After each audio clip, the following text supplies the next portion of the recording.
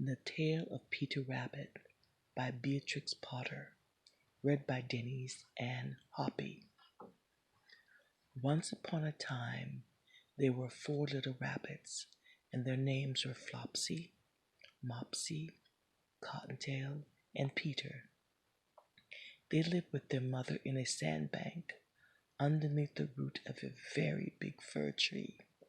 "Now, my dears," said old Mrs. Rabbit one morning, "you may go into the fields or down the lane, but don't go into Mr. McGregor's garden. Your father had an accident there.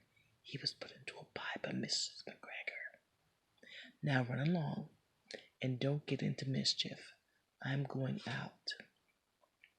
Then old Mrs. Rabbit took a basket and her umbrella and went through the wood to the baker's.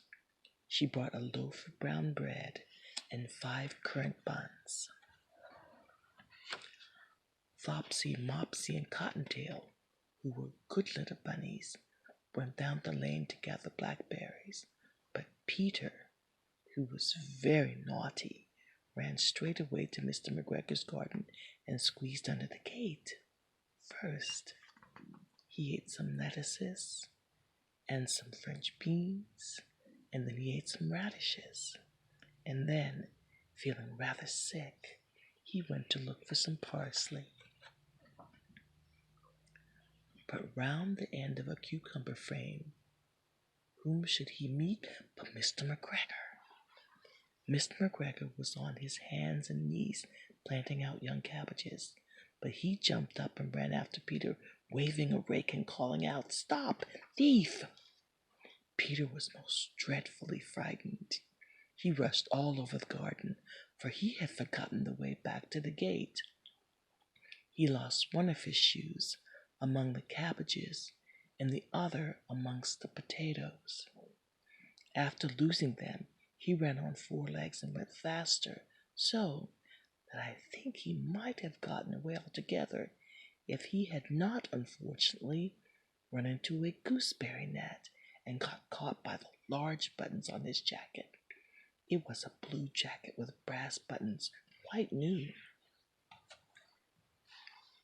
Peter gave himself up for lost and shed big tears, but his sobs were overheard by some friendly sparrows, who flew to him in great excitement and implored him to exert himself.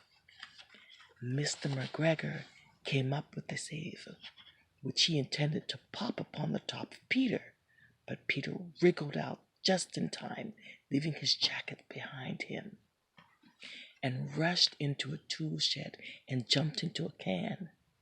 It would have been a beautiful thing to hide in if it had not had so much water in it.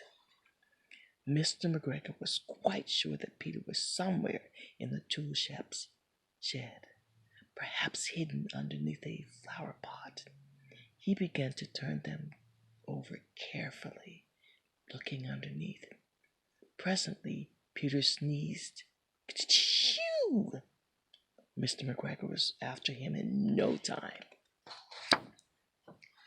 and tried to put his foot upon Peter, who jumped out of the window, upsetting 3 plants. The window was too small for Mr. McGregor, and he was tired of running after Peter. He went back to his work. Peter sat down to rest.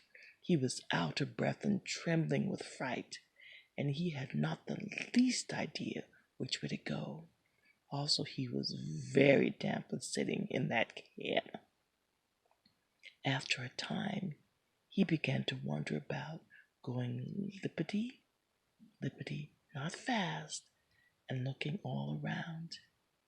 He found the door in the wall, but it was locked, and there was no room for a fat little rabbit to squeeze underneath.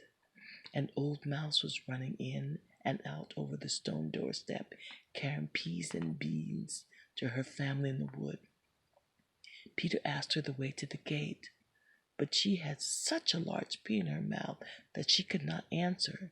She only shook her head at him. Peter began to cry.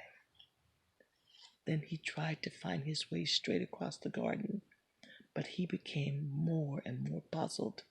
Presently, He came to a pond where Mr. McGregor filled his water cans. A white cat was staring at some goldfish. She sat very, very still, but now and then the tip of her tail twitched as if it were alive. Peter thought it best to go away without speaking to her. He had heard about cats from his cousin, little Benjamin Bunny. He went back towards the tool shed, but suddenly, quite close to him, he heard the noise of a hoe. Scritch, scratch, scratch, scritch. Peter scuttered underneath the bushes, but presently, as nothing happened, he came out and climbed upon a wheelbarrow and peeped over. The first thing he saw was Mr. McGregor hoeing onions. His back was turned towards Peter, and beyond him was the gate. Peter got down very quietly off the wheelbarrow and started running as fast as he could go along a straight walk behind some blackcurrant bushes. Mr. McGregor caught sight of him at the corner, but Peter did not care. He slipped underneath the gate and was safe at last in the wood outside the garden.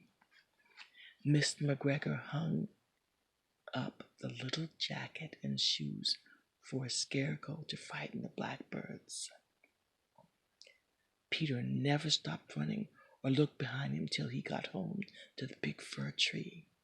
He was so tired that he flopped down upon the nice soft sand on the floor of the rabbit hole and shut his eyes. His mother was busy cooking. She wondered what he had done with his clothes. It was the second little jacket and pair of shoes that Peter had lost in a fortnight. I am very sorry to say that Peter was not very well during the evening. His mother put him to bed and made some chamomile tea, and she gave a dose of it to Peter. 1 tablespoon to be taken at bedtime. But Flopsy, Mopsy, and Cottontail had bread and milk and blackberries for supper. The end.